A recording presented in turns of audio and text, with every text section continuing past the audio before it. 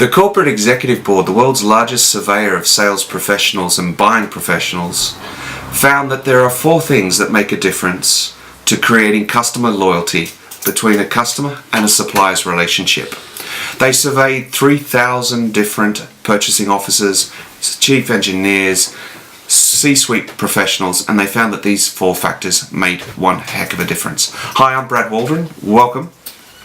My goal for the next 5 minutes is to share with you what these factors are and how it translates into how we sell and how we turn up when it comes to creating a great sales experience.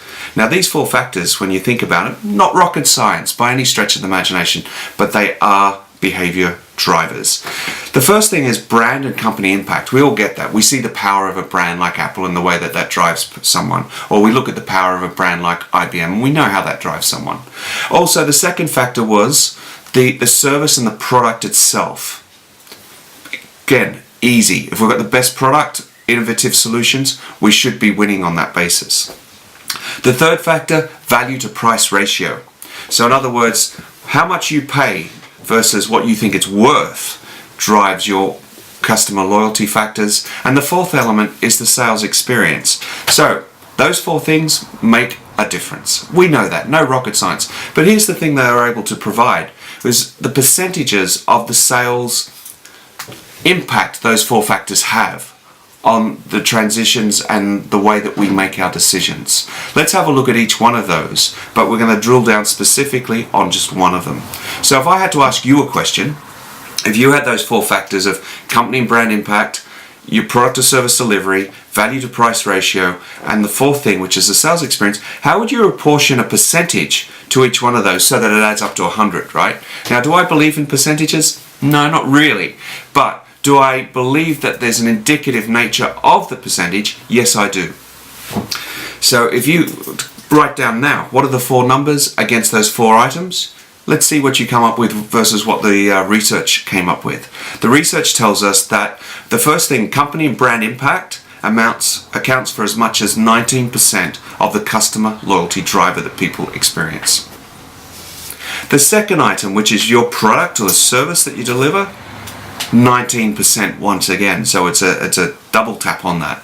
Now, value to price ratio, you'd think would be high. It came out very low from the point of view of the people making the purchasing decision. It attributed 9% of the deciding factor of the loyalty that a customer gives its supplier.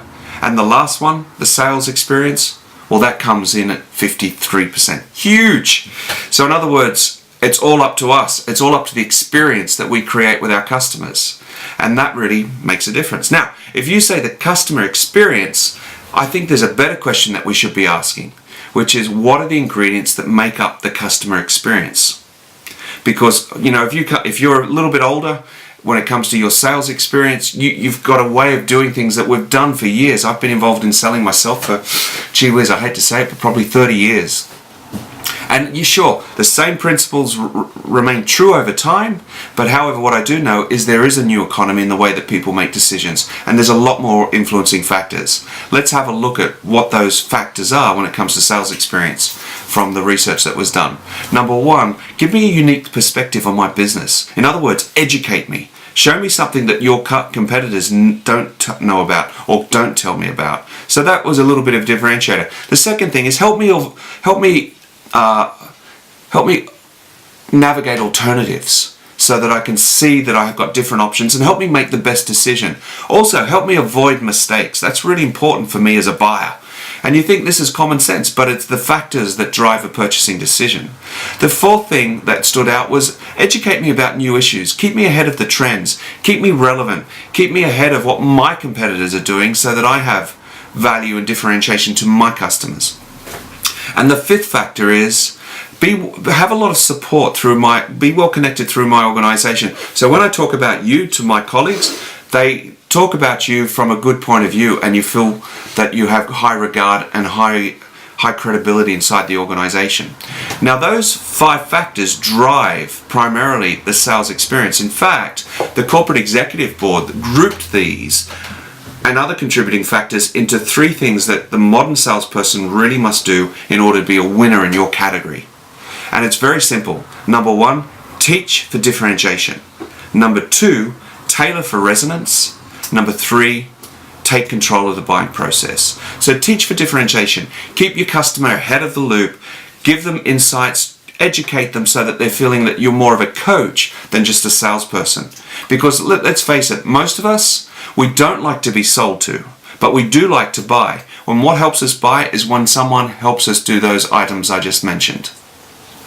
When we tailor for resonance, we're making sure we're aligning what our product is with what it does and what it means to our customer. We're making sure that we're driving the conversation from a point of view of how we add value to the customer rather than talking about our product, its specifications, and its deliverables. And the third item, which is be connected within the organization, take control of the sales process, is are we aligning how we sell to how our customer buys? Are we aware of the decision-making process? Do we know what steps are involved, who's involved, and when the decisions take place, so that we can help take control of that better than just handing a proposal off to our customer and saying, good luck and Godspeed, let's hope it works, right? So that's the challenge we all face. Now we've learnt what the 3 differentiators are: to teach, to tailor, to take control. However, I want to then compare that to how sales naturally has 3 different energies. What do I mean by energies? Well, some salespeople, they can walk into the room and they can light it up, right? They have that swagger, that walk, that handshake, that smile. Some salespeople only light up the room when they leave. Both of which are choices, by the way. And when I work with sales teams, I find there are 3 different oscillating energies. There are the sales teams that thrive, that have a skip in their step, that just take any challenge on and they fire up after it and they do great work. The second type of sales team just survive. They just hit numbers. They just come in. They just below quota just before they need to, and then suddenly they pop their number and they just hit target. And then there's third type of sales team that, let's say they nosedive. You know, they're better off being liberated than being in the current role that they're in. Now, let's face it, it's not just a sales team, it's a collection of individuals that thrive, survive, and nosedive. And let's be even more honest, I know that in one day I can thrive, I can survive, and I can also nosedive, depending on what's going on around me.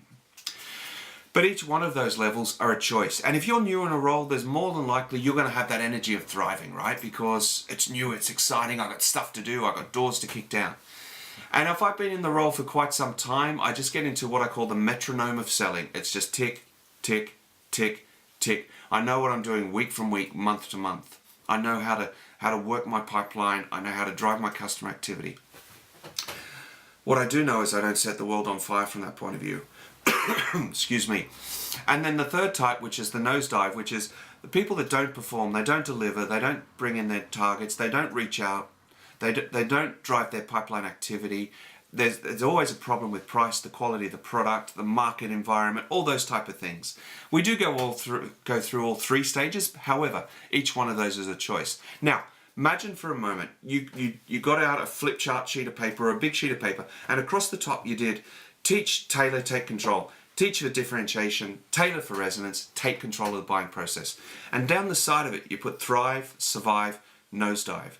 Now here'd be a challenge I would give you, is if you were going to thrive in teaching for differentiation, what would you be doing? How would you be behaving? How would you be conversing with your customers compared to if you were just surviving, compared to if you were nosediving, right?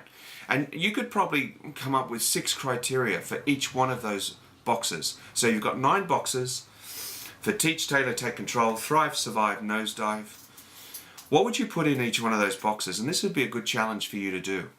Because if you were to do that, I find that most people would get, world-class people would get about 6 items per box. And then do something quite sobering. Ask yourself this question: which box do I hang out in more often with? Teach, tailor, take control. Do I thrive, do I survive, or do I nosedive? Because if you were able to make that distinction, you would know what it would take to thrive consistently in the way that we teach our clients and coach them and be their trusted advisor. You would know how to thrive. You would know what it would take to thrive when it comes to tailor for resonance, how we link our products, our unique solutions to their specific needs and their opportunities, and then take control of the buying process. How well do we know our key players? How well do we know their buying processes? How well are we aligned to that, so that it's easy for them to say yes and hard to say no? Because in every purchasing decision, two decisions have to take place. Number one, why should I change what I'm doing? And number two, why should I buy you? Right? And if I can help facilitate that, I become much more effective as a salesperson. So, my challenge for you as you're listening now is get out a big sheet of paper of some description, create that matrix of teach, tailor, take control, right? Thrive, survive, nosedive down the side, and fill in each element, each box. What does it take to teach for differentiation, tailor out for resonance, and write down the criteria if I was thriving, surviving, or nosediving, and then measure yourself against it. And out of that, you'll have a pretty good action plan of what you should start to do if you want to grow your sales, if you want to up your game, if you want to become someone that's more thriving in sales. Oh, by the way, you'll also recognize the bad traits that you may have in your current sales behavior. Easy to do, easy not to do, but it's a choice. And with competition becoming tougher, with value and price parity existing out there, it's the people that take that extra step to thrive that make a difference. I'm Brad Waldron. Thank you very much for spending 5 minutes with me. Have a great day, and I hope you hit your numbers and enjoy doing it. Take very good care. Bye for now.